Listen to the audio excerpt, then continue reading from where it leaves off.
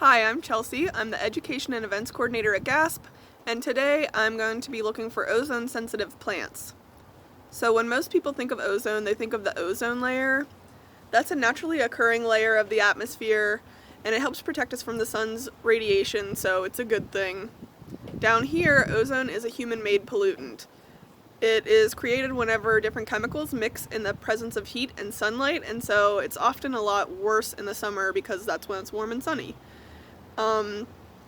Ozone's linked to a lot of negative health effects for humans, and it also can damage plants.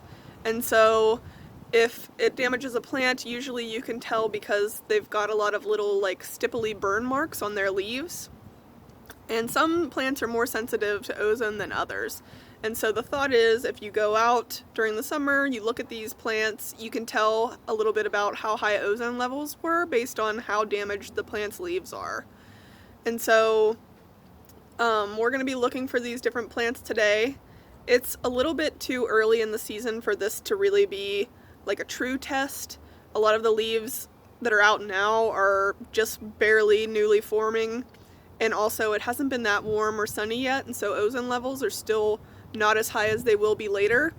But I just wanted to go out and kind of look around. If you're interested in taking an ozone walk, I would suggest doing it like late June or July. And we're going to have a link in the description of this video that has a list of ozone sensitive plants that are common to our area, and it has pictures of what the damage looks like and pictures of the plants, and so you should be able to walk around and find them even if you don't really know a lot about plants. And so yeah, let's just go out and see what we can find. This little wonky tree right here is a redbud. Not entirely sure what happened to it, but I picked this one because it's the only one that's short enough that I can reach the leaves of. So it's got these really pretty little pink flowers on it. I've seen a few in the city with white flowers. I think that's probably more rare because I've only seen it a few times. This tree is also part of the legume family, which I think is really interesting. It doesn't have any pods on it right now, but I found one on the ground from last year. You can see kind of looks like a little pea pod. And then the leaves on this tree are very cute. So I'm going to try to focus on one, but I don't know. They're really small right now. They're just starting to open up, but you can see that they're heart-shaped, and as they get bigger, you'll definitely be able to tell. So when you're looking for this in the summer, probably a lot of the flowers will be gone, but you'll see trees with huge green heart-shaped leaves.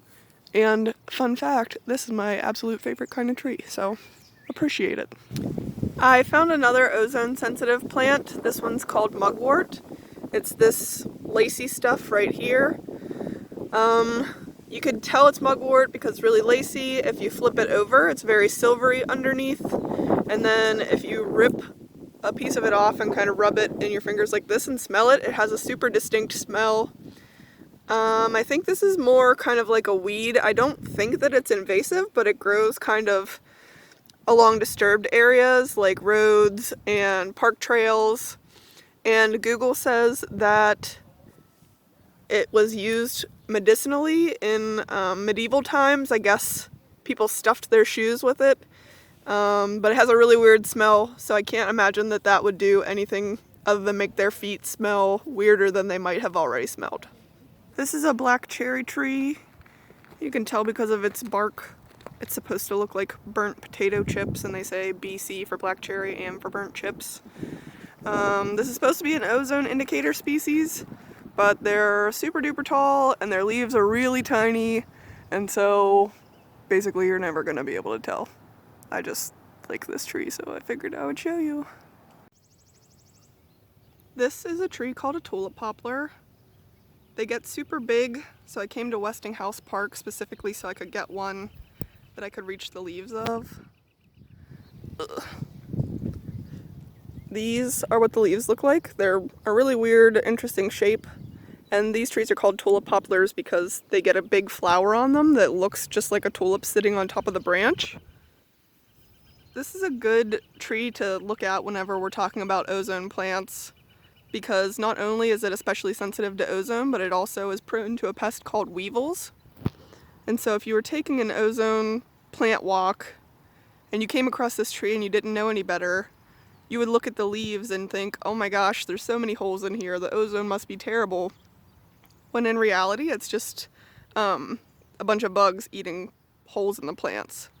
And so it's important, if you take an ozone walk, to look at a bunch of different varieties of plants. You don't even want to just look at a bunch of tulip poplars, because chances are, if the bugs got to one, they got to them all. So it's important to look at a tulip poplar here, a milkweed there, mugwort, look at a variety of different things, and that'll help give you a better picture of what's actually going on.